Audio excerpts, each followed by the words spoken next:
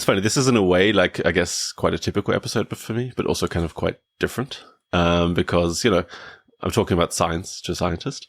That's pretty normal. I'm used to that. But in terms of topics, I'm talking about, or we'll be talking about two topics that I encountered. I know them basically from pop sci, or kind of from general popular culture, that kind of thing, which is quite unusual. And these are basically two factors that I thought were very important for success in various domains. And I guess your research kind of questions that to some extent. I'm very curious, were you also, how were you exposed to these topics? Was it also kind of because they're kind of everywhere in everyday culture, or was it a more specific route to the topic? Yeah, let me think. So I've always studied performance variance and expertise and been interested in individual differences and predictors of achievement. So deliberate practice, I believe I came across fairly early in getting interested in the topic. So pre it being so popularized, say by Malcolm Gladwell's Outliers, is where the 10,000 hour rule, quote unquote, really kind of gained a lot of popularity.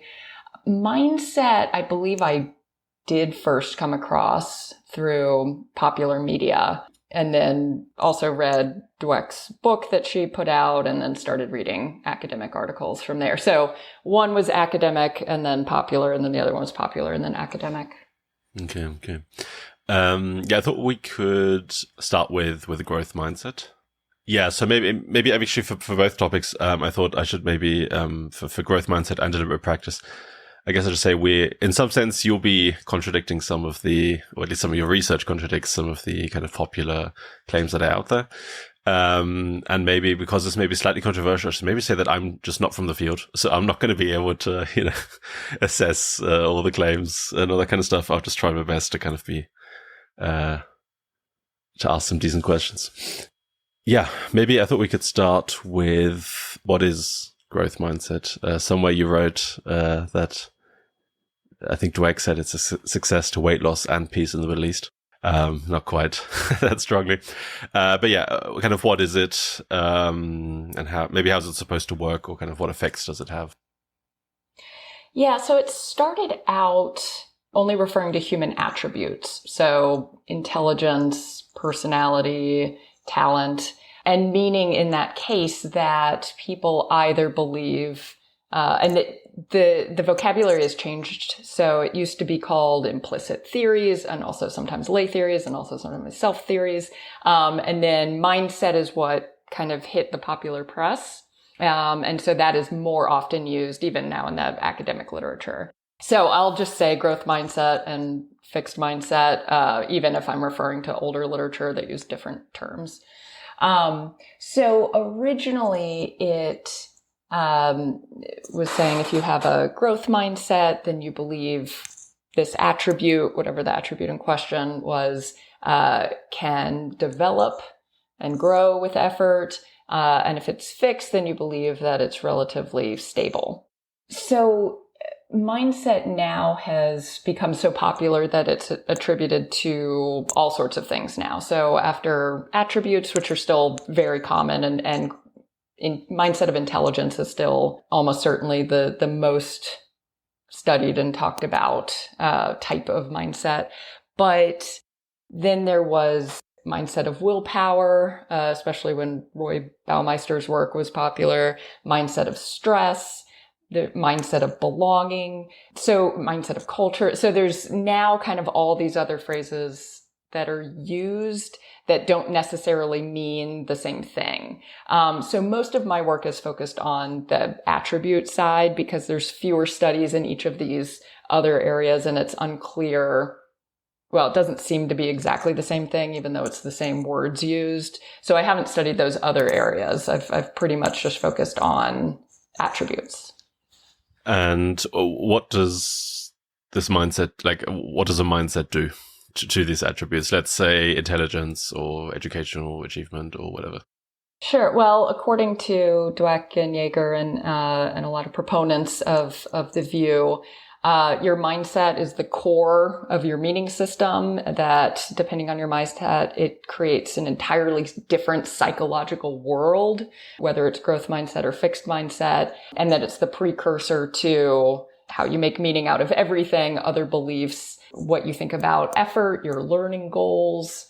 So whether you want to learn versus whether you just want to look good, if you embrace challenges or whether you avoid them and want to give up if you face a challenge. And then therefore academic achievement is the biggest area. So it's also been, as you mentioned, implicated in weight loss, peace in the Middle East, racism, all sorts of different areas. But academic achievement is the area with the most work behind it.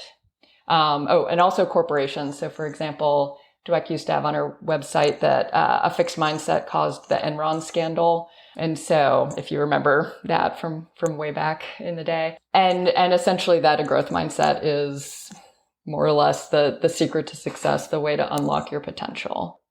Recently, one of the commentaries on the meta-analysis sort of pointed out that there's not a clear process model. So how exactly a growth mindset gets you to academic achievement, and kind of every paper has a different downstream effect and what's direct and what's indirect. So I can't speak exactly to what they say it is, but roughly the idea is that mindset leads to the types of goals that you have and how you think about effort and challenge and resilience. And all of those factors lead to academic achievement differences.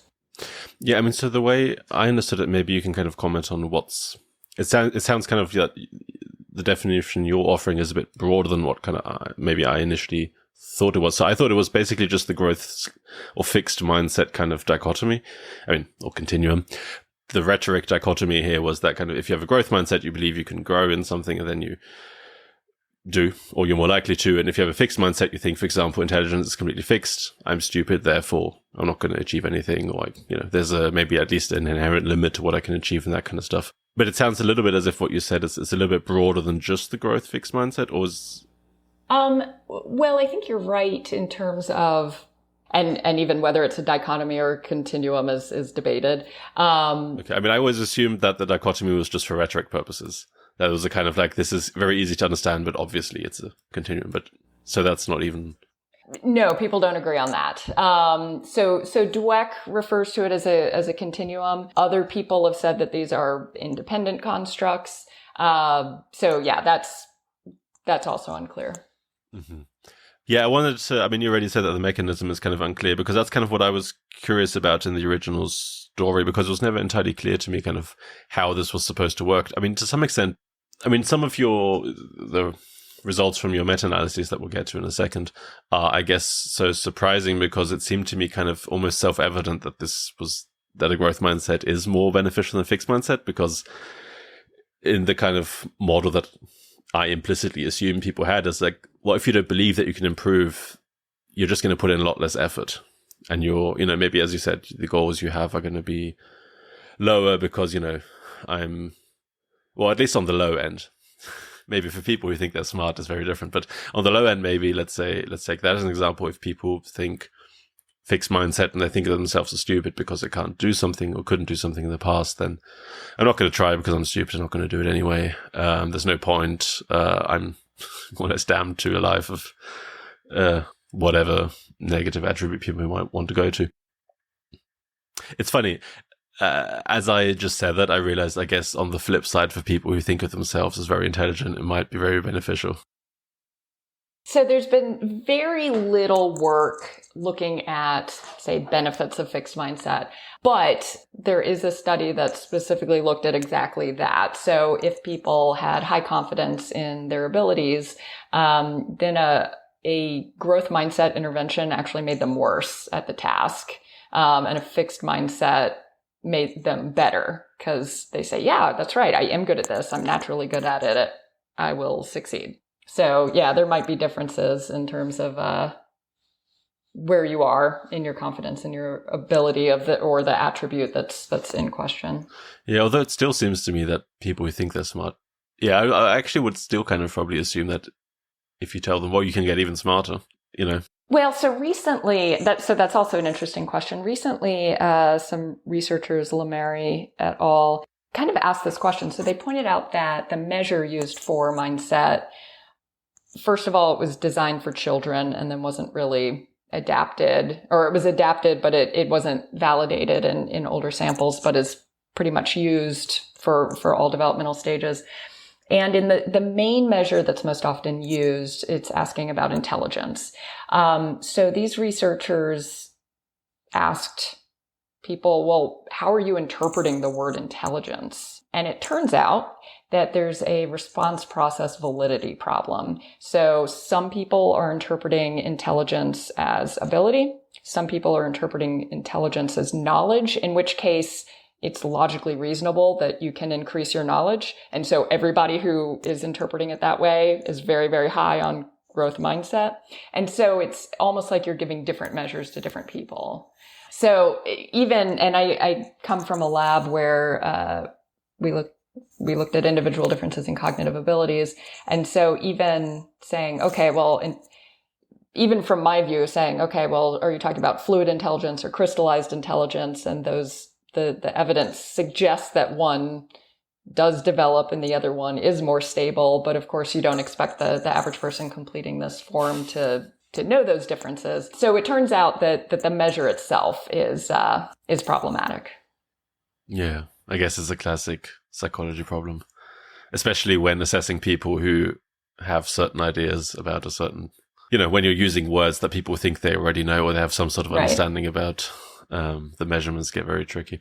I guess we've already been alluding to the meta-analysis a little bit. Maybe we should just kind of say a brief summary of kind of what you found to not leave people hanging there too much. Yeah, maybe I don't know whether we should go through them one by one, or do you kind of can you summarize them all together kind of? I don't know what's easiest for you. Sure. So in 2018, colleagues and I conducted 2 meta-analyses. One, we looked at the association between a person's mindset and their academic achievement. And then the other, we looked at the effect of growth mindset interventions. And then more recently, we did a much more in-depth series of meta-analyses on growth mindset interventions. So in the one where we just looked at the association between mindset and academic achievement, we did find a positive effect where mindset accounted for about 1% of the variance in academic achievement. So not huge. You would think that maybe based on that number, of course, it was the very first meta-analysis on the topic, so maybe people didn't realize. But if you're dealing with 1% variance, implementing interventions to try to nudge that, might not have amazing returns. But, who knows? So we did the second meta-analysis looking at growth mindset interventions, and we looked at potential moderators such as the age of the students, socioeconomic status, level of challenge, the factors that growth mindset proponents have suggested are important. And I believe the only significant moderator we found in that meta-analysis was developmental stage of the student, so children, adolescents, or young adults.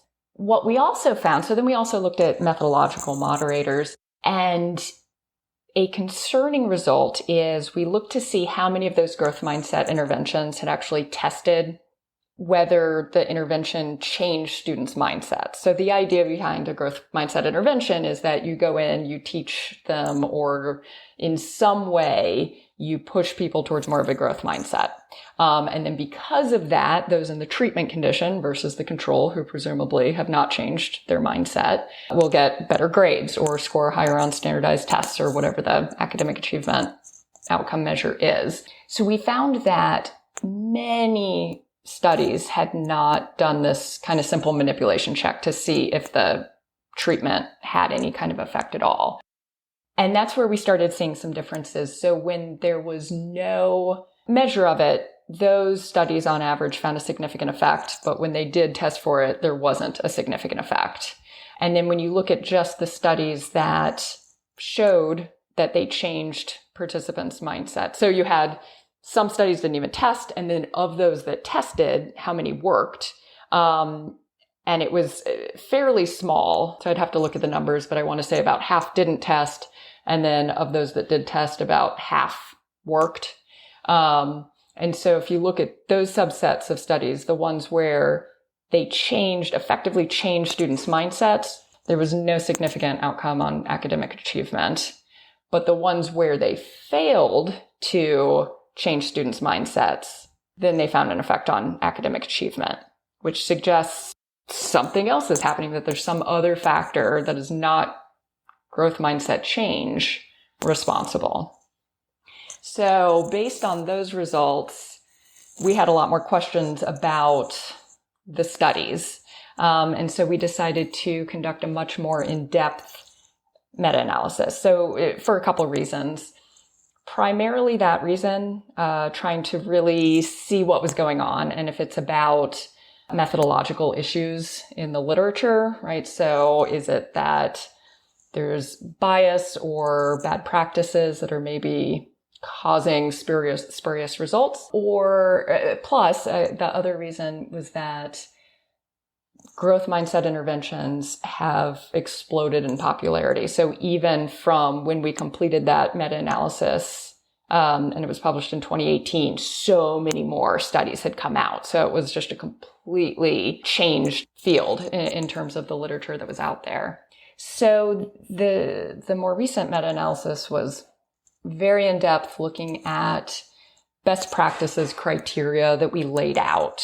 So we had best practices in intervention design. So this was if they tested whether the treatment group's mindset changed, if there was an active control group comparison, if students were randomly assigned a condition at the individual level, whether there was blinding and how far this was. So in these cases, when you go into a classroom, it's not even just double blind that you have to think about, it's triple blind.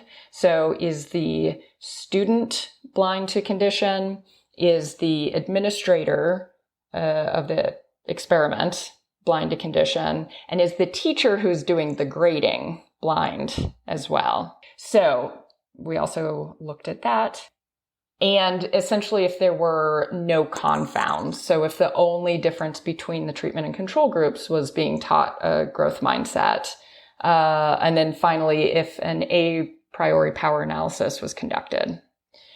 Then for analysis and reporting, we looked at whether the results were provided for the whole sample or all subsamples, or whether they just reported for some of the subsamples or removed participants, whether they reported the effect on those who were treated, as opposed to, we'll probably have to get into this in more detail if you're interested in it, but there were some odd cases where studies had, so for example, there was this one huge study where a large number of schools never got the intervention materials, but they were included in the analysis. And when you do that, suddenly the effect is much larger if you include the students who never got the intervention than if you only include the students who got the intervention. So just some odd things going on with that. So,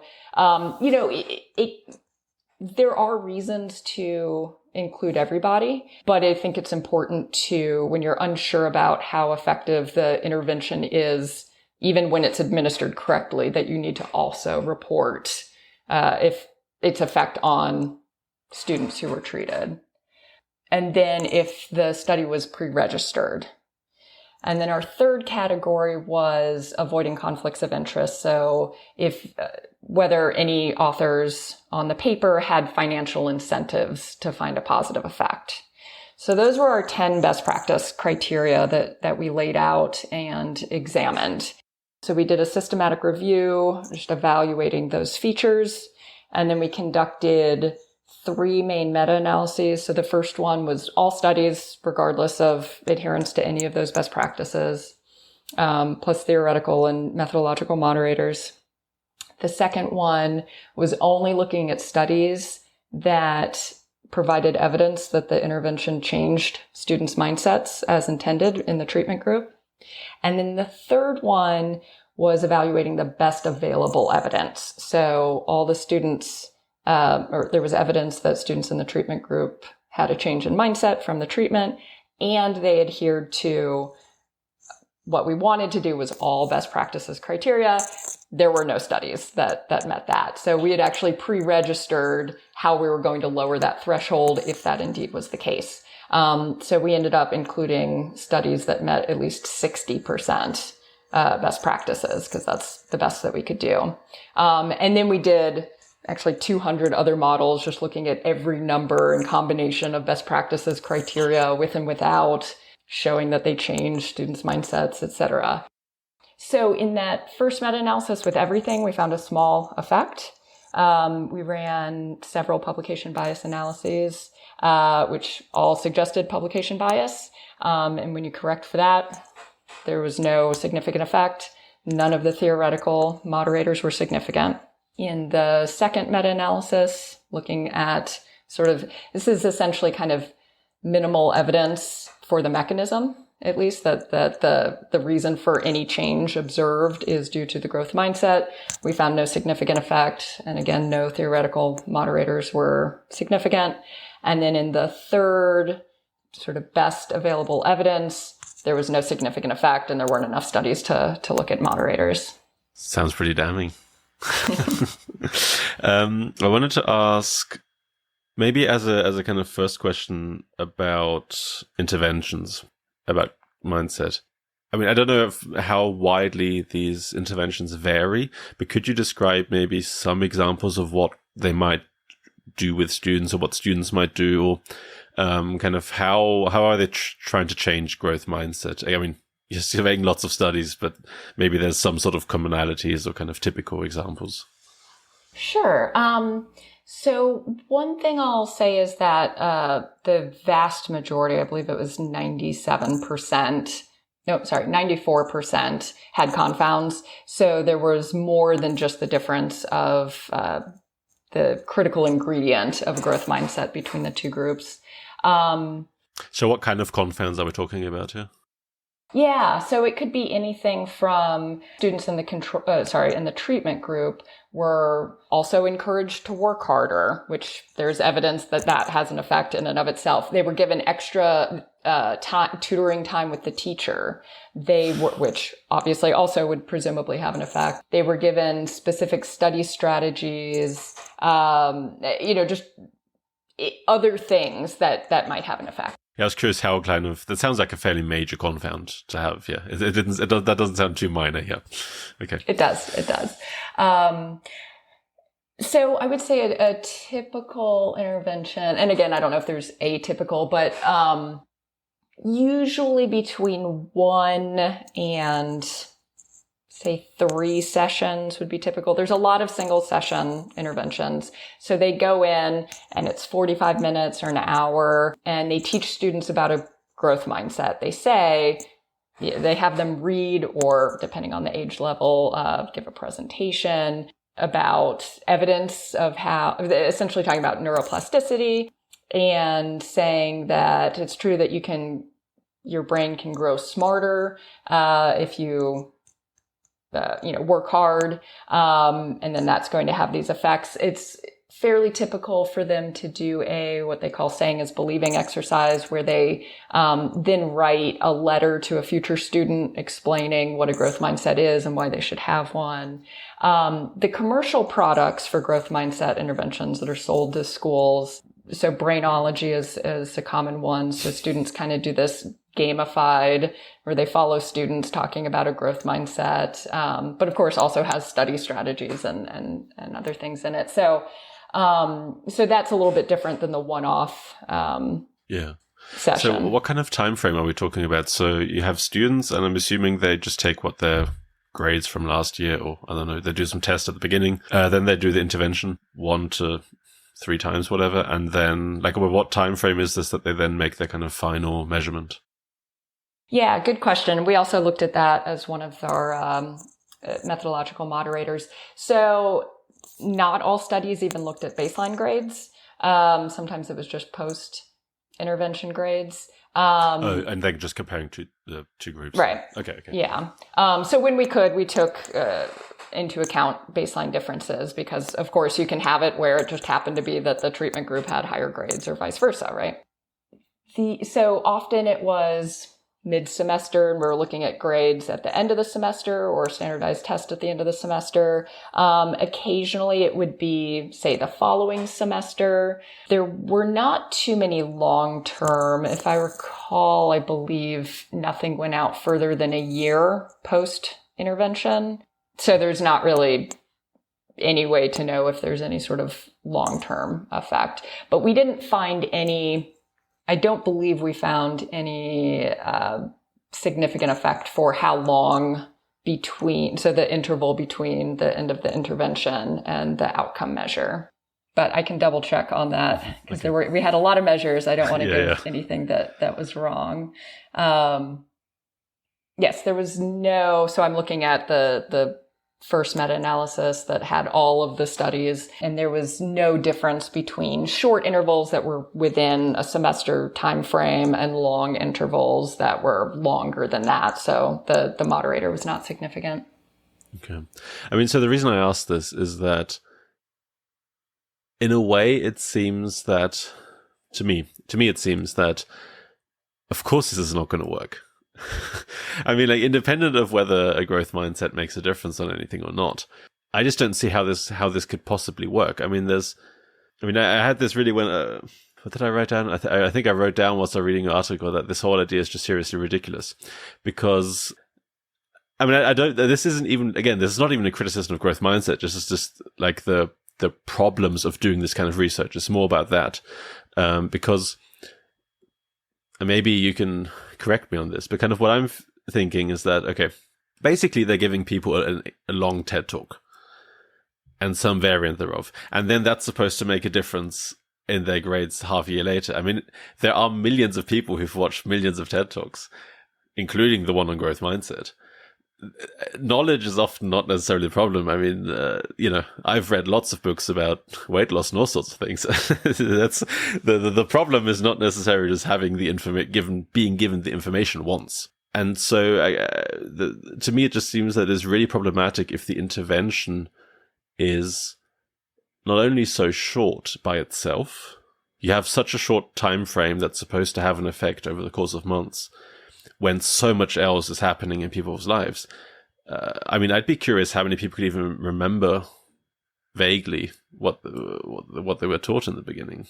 So basically, in a sense, I'm almost saying, like, just because these meta-analyses or the individual studies don't find an effect, I mean, to me, that almost doesn't really say that much necessarily about whether interventions work or not.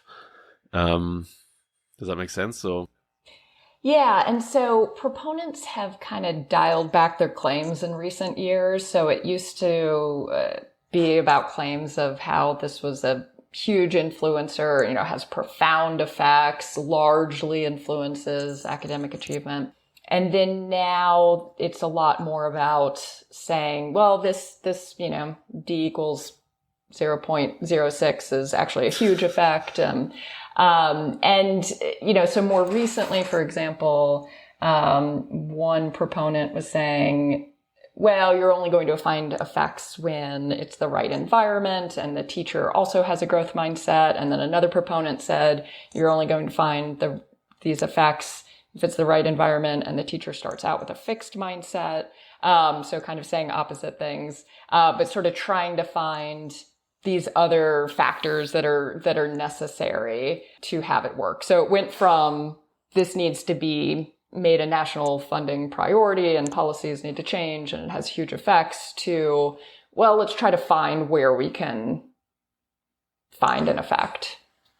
Yeah, because I mean, like, in a way, what I'm almost suggesting is that, like, if you actually have a 1% improvement over the course of 3 months from people watching a talk, I think that is a pretty big effect. I mean, what else can you do within 45 minutes to change people's performance by that much? True, except when we took assuming into it's account... robust. Right. So we did end up concluding that that it appears that the effects might be due to researcher bias, flawed reporting, and problematic study design. So, for example, when one or more authors of the paper had a financial incentive to find positive effects, they were 2.5 times more likely to find significant effects in their papers. Of course, when we look at studies that demonstrated that they changed students' mindsets, we don't find a significant effect. So there's concern, and of course, what I told you, the how many 96% having confounds, right? Like, so it's there's not strong evidence, there's not compelling evidence that the growth mindset interventions are effective. Yeah, definitely. I mean, I completely agree that it seems quite clear to me that the interventions themselves don't have a huge likelihood of working. Let's put it that way, maybe. I mean, I have to admit, I still don't know what to make of growth mindset in this sense. Still don't really know what this means for the actual concept. But I think, these short-term interventions, it's a question what that exactly is supposed to do. Yeah. So, I mean, and in some ways, this is all one issue because part of the theory is saying that mindsets are malleable and therefore it should have an effect if we change somebody's mindset on these theoretically important constructs, and outcomes. On the other hand, it's been argued that these are separate and that growth mindset theory might have explanatory power but an intervention doesn't, for example, or interventions might sometimes have an effect that has nothing to do with the mechanism that we think it does, right? So there might just not be internal validity, but there could still be an effect.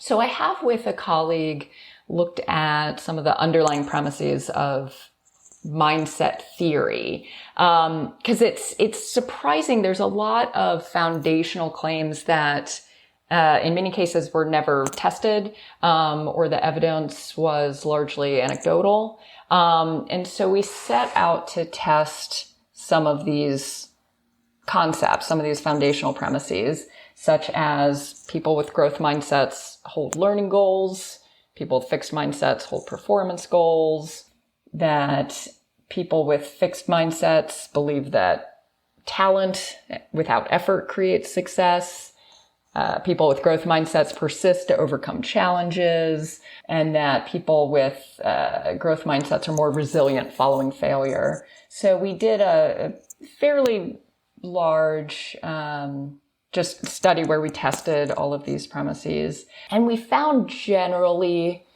really sort of weak associations between mindset and these theorized rather sort of proximal outcomes. And so the largest effect that we found was for people with growth mindsets being more resilient following failure. So what we did there is we essentially manipulated failure. So we tested, of course, their mindset, and then we gave them these really challenging Ravens problems, and then we gave them their actual feedback, which was all pretty bad because we just started right at the top. So they got 0, 25%, correct. And then we tested afterwards sort of how well they were able to recover from that and do other problem solving. So that was the strongest effect that we found. It was a correlation of 0.12, but it was in the opposite direction than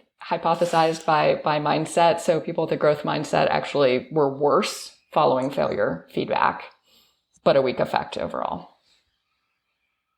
Yeah. What do you kind of make of that when you have something that's been touted to be such a huge influence, and then you just keep going at it with all these analyses and collecting all the data from different studies, and then you just always come with, you end up empty-handed. I don't know, does that... Well, actually, maybe a slightly different question. Kind of what's next in this research area? Because in a way, you've done like the big meta-analyses of all the available evidence. Are you just moving on to a different topic, or? Yeah. So what I'm interested in now, so we just had a paper come out a couple of days ago. So this was a comment in Nature Reviews Psychology about the cognitive fallacies that we think underlie some of these theories and the beliefs, and that those cognitive fallacies make the theories really popular despite weak evidence, and that that's also the reason that weak evidence kind of keeps going essentially by the wayside, because it reduces scrutiny because they're so appealing and people want to believe them. There's these feel-good ideas, and so people don't look too closely most of the time. So somebody named Oyserman, who wrote one of the commentaries, talks about culturally fluent ideas versus culturally disfluent ideas, and people just sort of accept very readily ideas that are intuitively appealing. And then if you go against the grain, then people get upset. So I'm interested in sort of why these are so appealing and what makes them appealing. And this is something in psychology very broadly, especially anything related to success. We have lots of theories that people get so excited for. And there's this feedback loop with the self-help industry. So I believe now people generally believe in sort of a self-determination with success. There's this pull yourself up by the bootstraps. With hard work, anybody can do anything. We really like those stories in many cultures. Those are appealing. And the self-help industry, of course, markets this, and they market these theories, which also gets into the issue of financial incentives. But it's a way to kind of keep those popular. So there's market demand for these ideas. And so research that supports those ideas gets perpetuated in the market. Research that doesn't support it just doesn't show up there. And like you said earlier, that you heard of these concepts through the popular media, and that's where most people hear about them. And they're, of course, framed in the most ideal terms that are readily accepted and embraced without looking at the evidence behind them. So that's where a lot of people are. Yeah. Yeah. So, as I said in the beginning, kind of speaking of things I found out through the media, deliberate practice, the other topic that you've done some work on. Maybe again, what is deliberate practice? Again, where does it come from?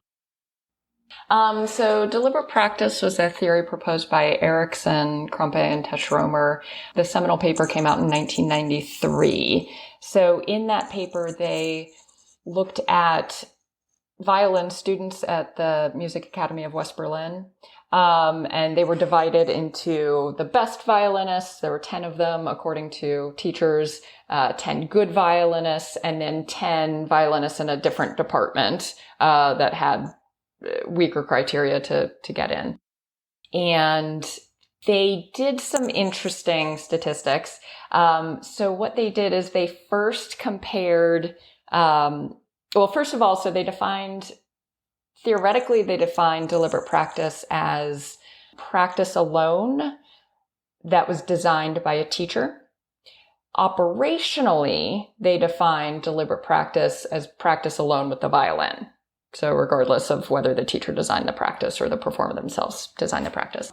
And then they compared the best and good violinists and left out the least accomplished violinists, but they used the full sample degrees of freedom, which is going to erroneously lower the F critical value in order to find a statistically significant effect. And then they conducted a separate analysis combining the best and good as one group and comparing them to the least accomplished, and found a significant effect there. And so concluded, hence there's complete correspondence between amount of deliberate practice and the groups.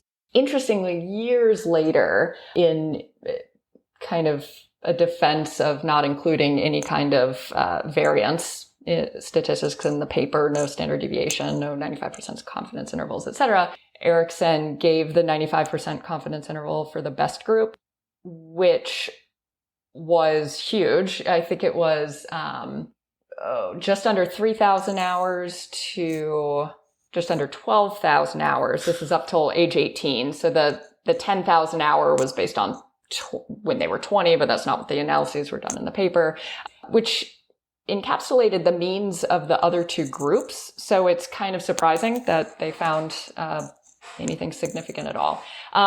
Anyway, so that was the seminal paper, or that was the seminal study. Then there was a second study where they looked at pianists. That was supposed to be essentially a replication of that study.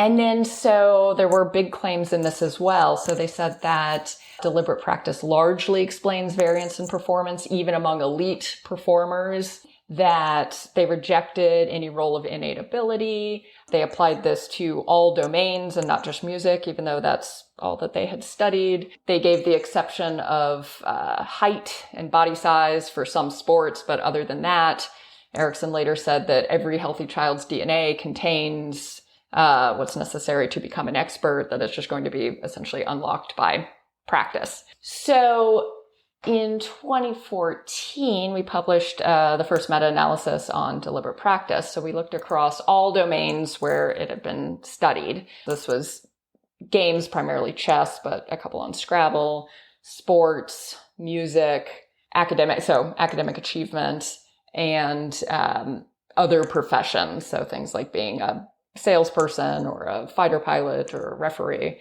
And so the overall amount of variance explained by deliberate practice varied considerably by domain. So it went from about a quarter of the variance to not a significant amount of the variance. So that is deliberate practice broadly. So Erickson then had a reply that didn't get published, but he rejected all but one of the studies that we included, saying that they weren't deliberate practice, including his own studies where he had argued that they were deliberate practice, such as his seminal study introducing deliberate practice. And the reasons were primarily that this wasn't deliberate practice. It did not meet the definition of deliberate practice. So we ended up going through and just using a lot of quotes of his, and his definition of deliberate practice would change depending on the paper, depending on what the results said. So, for example, sometimes it was the theoretical definition that a teacher had to be involved. Sometimes it was closer to his operational definition where a teacher didn't need to be involved. And sometimes he explicitly said a teacher needed to be involved. Sometimes he explicitly said that a teacher didn't need to be involved. Sometimes he said that a teacher is usually involved. But which definition he used just changed each time he was either writing a new paper or responding to others. So he could always point to a definition and say, see, this is what I've said. But they were at complete odds with each other.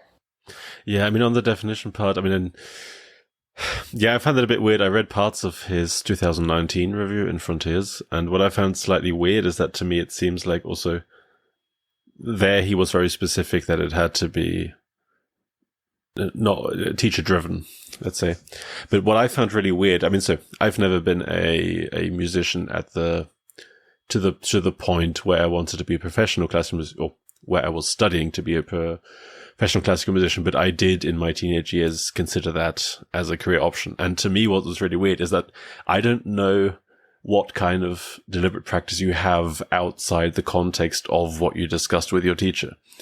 Because, sure, you can have other things on the side, but basically, that's, you have a teacher, you've practiced a thing, you discuss things you do, and then the week later you come back. So I don't even know what's supposed to fall into that.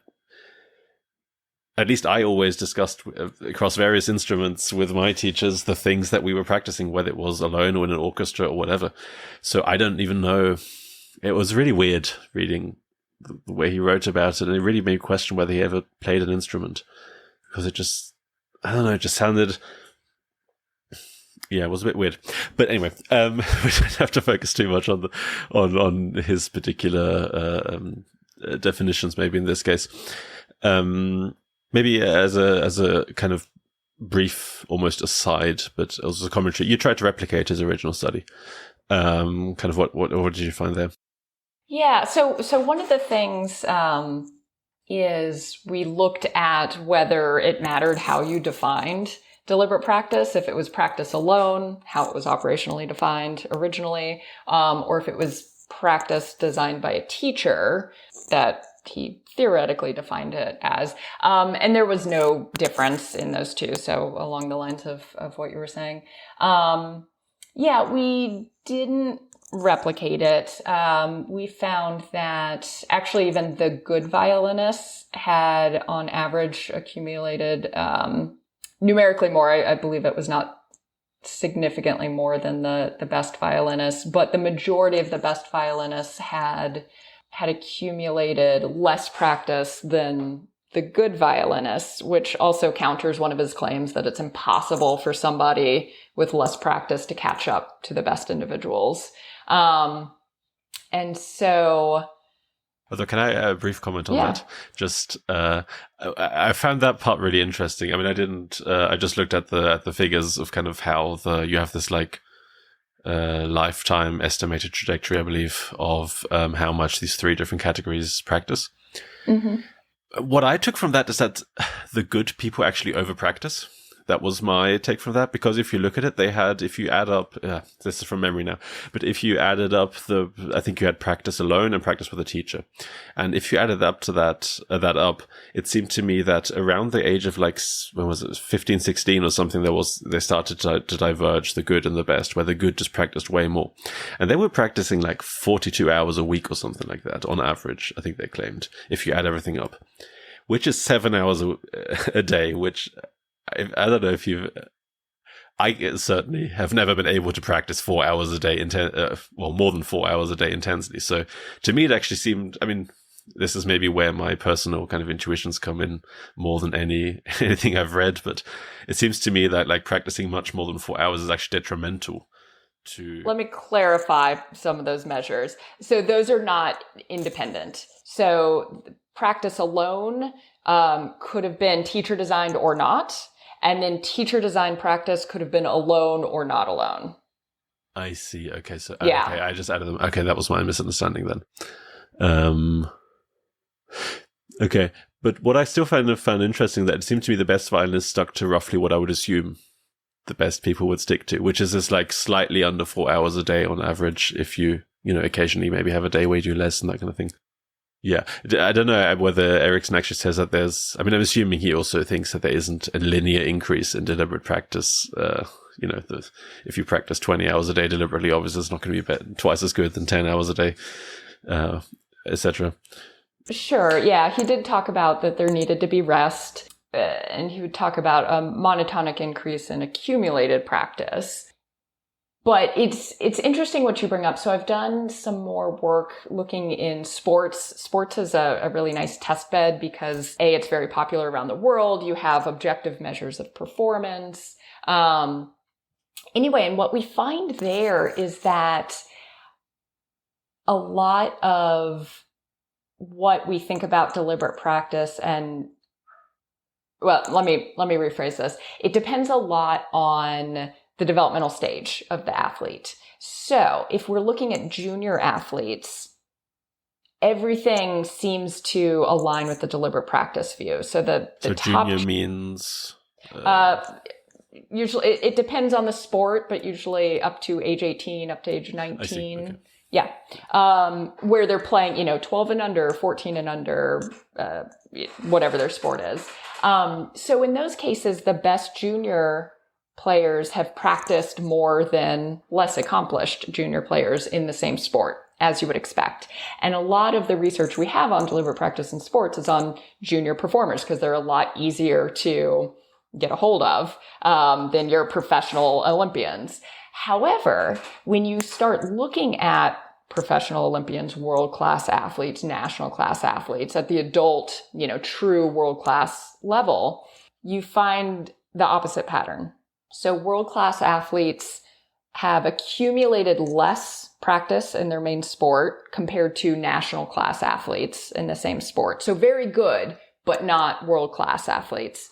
So world-class athletes, less accumulated practice. This is not to say that they're not practicing a lot. They've done lots of practice, but they started later.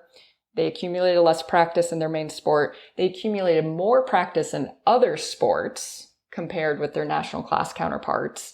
And then the next question people say is, oh, okay, well, they were just the better athletes. They were more talented. Originally, they didn't have to practice as much.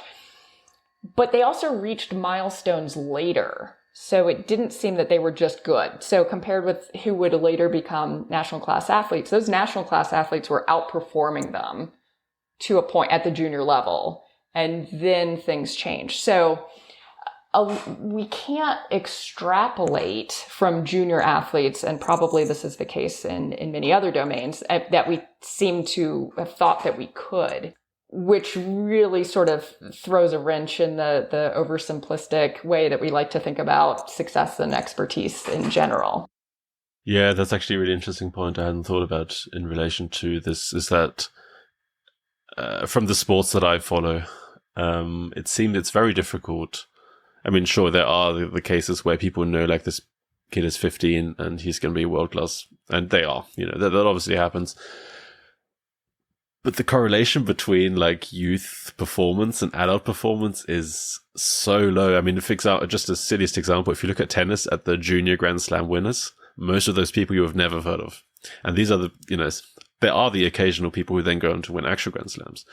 But it's very rare. Like, we could probably name them on one hand.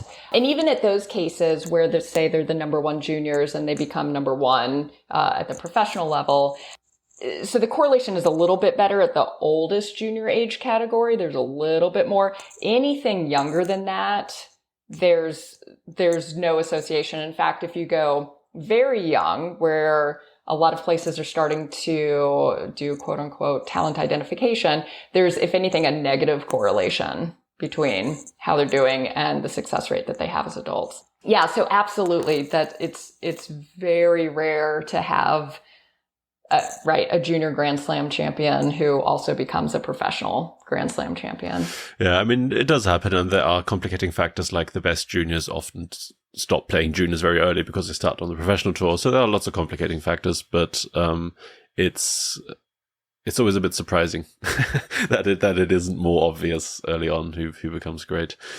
Just briefly, I guess we don't have much time, but you mentioned some of the things that really reminded me of, what's his name, David Epstein, his book Range. Mm-hmm. I'm assuming you're familiar with that. His general argument being that, we highlight the Tiger Woods kind of figure who specializes at the age of 1 or whatever, but actually most successful athletes develop much later. Can you comment a little on that related to kind of what you discussed earlier?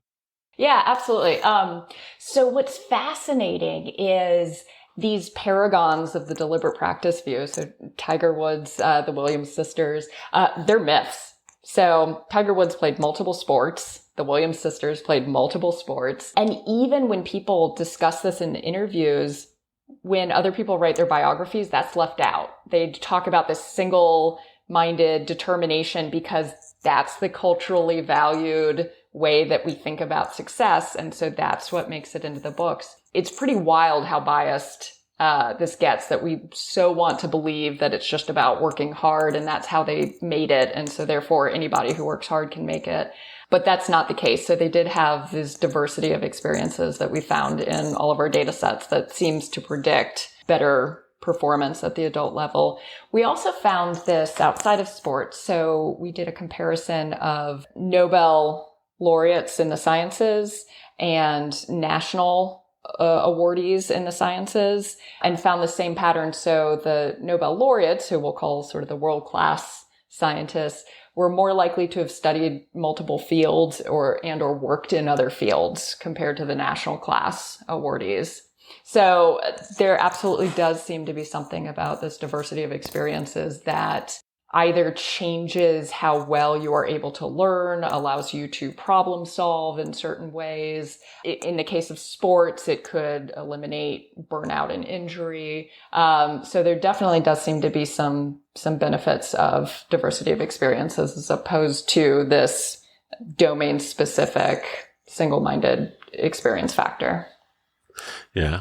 I always find it interesting because it goes so against the narrative. I mean, is it just because early on you do see these differences?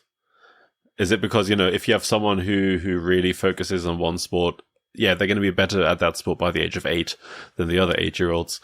But then after that, it just tops off at some point, and then we kind of, lose track of those people. I don't know. Yeah. Yeah. Why is it so counterintuitive again? Right. Yeah. It's counterintuitive.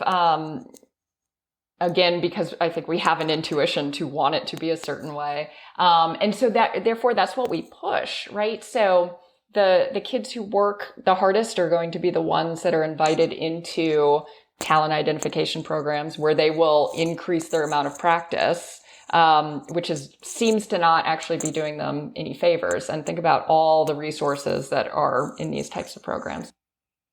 But yes, I think, right, so one thing to clarify just in general about deliberate practice is that there's a difference between intra-individual change and inter-individual differences. So if you practice, you will get better, almost certainly, right? If you don't practice, you are unlikely to get better. But we all have different starting points and learning rates and apogees. So an hour of practice for one person is not the same as an hour of practice for somebody else. So it's not to say that, because I've had kind of angry emails going, how dare you say practice doesn't matter? When I practiced the piano, I got better.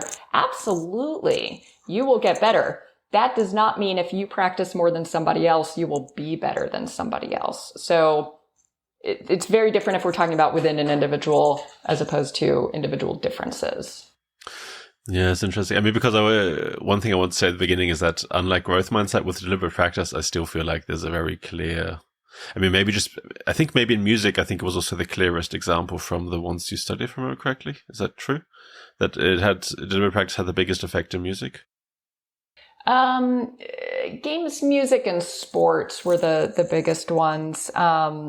I think music was not the biggest, but they were all in the, 18 to 25-ish% of the variance explained. Mm-hmm.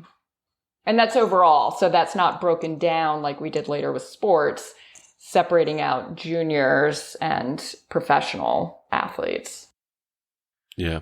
I guess maybe because I come from music, there's this kind of, you're just not going to make it without lots of practicing deliberately. I mean, it's just a necessary condition. But one thing that I wonder about, one thing I found kind of tricky is that, for example, I've noticed from having different piano teachers that some piano teachers teach you stuff that allows your deliberate practice to be so much more effective. So like, if I had stayed with my first piano teacher, I just wouldn't be as good as if I'd switched, just because deliberate practice wouldn't become as effective. And I guess that's kind of probably why the variance of deliberate practice, or the variance explained, is so low, I'd assume, because you have to be taught how to practice and what to pay attention to and all these kind of things.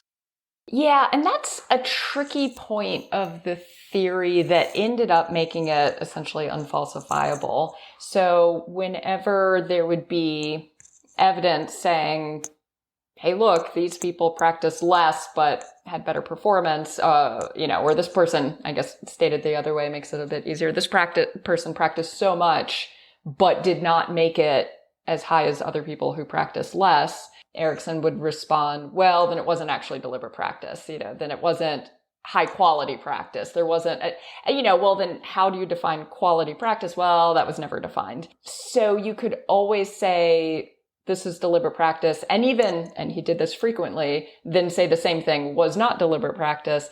And so if you don't have a definition of your key construct, then it's unfalsifiable. You can't test the theory.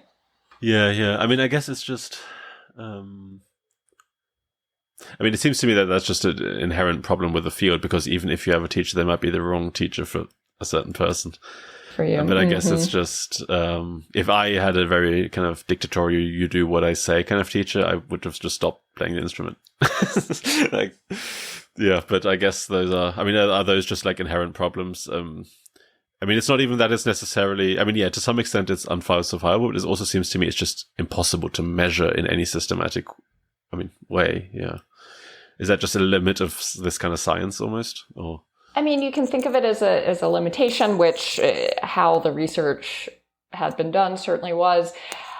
It's also a good reminder that it's nuanced and complicated, and that we shouldn't fall prey to the oversimplification fallacy, where we tend to want to explain complex phenomena with a simpler explanation than is warranted, right? To just say, go out and practice more, the end, is not the whole story. It doesn't take into account societal factors in terms of resources available. It doesn't take into account social structures, in terms of support. It doesn't take into account the relationship with the teacher and what's best for that person based on, say, their personality or motivation or talent level at that time, how that changes over time. It's complicated. And I think one of the biggest issues with this area of research is that we just want to simplify it too much. Yeah.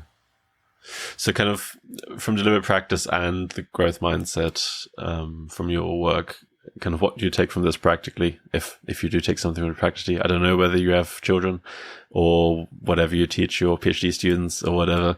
Does any of this, kind of what do you make of all of this?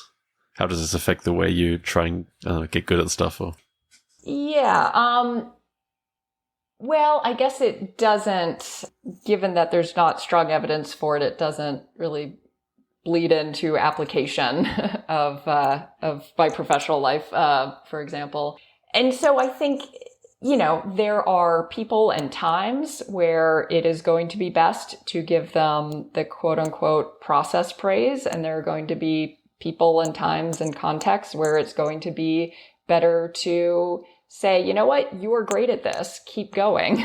And I also think that they're not mutually exclusive, right? So if you believe that you are smart or have a high ability, then it stands to reason that you also believe that you can learn and possibly learn very well in this particular domain, for example. So I don't think they're mutually exclusive as they've kind of been defined. So it's the classic of just pay attention to the specifics. Okay. I have a few recurring questions.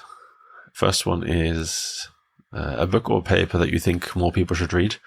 This could be widely read, could be not widely read, could be old or new. It's funny, you already brought it up. I was going to suggest David Epstein's Range. Yeah, it's a great book. I really enjoy that too. Mm-hmm. Is that also because it kind of confirms some other things that we want to believe in the same way that... Or is it actually very, very well... I can't actually remember too well. I read it a few years ago. Is it just very well researched and fit the data? Or, what kind of makes it good? Yeah, I thought it is well done. And if nothing else, it just gives you a counterfactual to what you want to believe and to say, oh, wait, hey, let me check this out. Evidence actually suggests something completely different. And so I think it can be fairly eye-opening to read it. Mm-hmm. Yeah, definitely. Okay. Then something you wish you'd learned sooner, and maybe how you dealt with it. I sort of thought about this one when you when you sent that question, and I thought, well, gosh, everything that I didn't know, I sort of wish that I had learned earlier. But the maybe not super profound answer I'm going to give is Trello.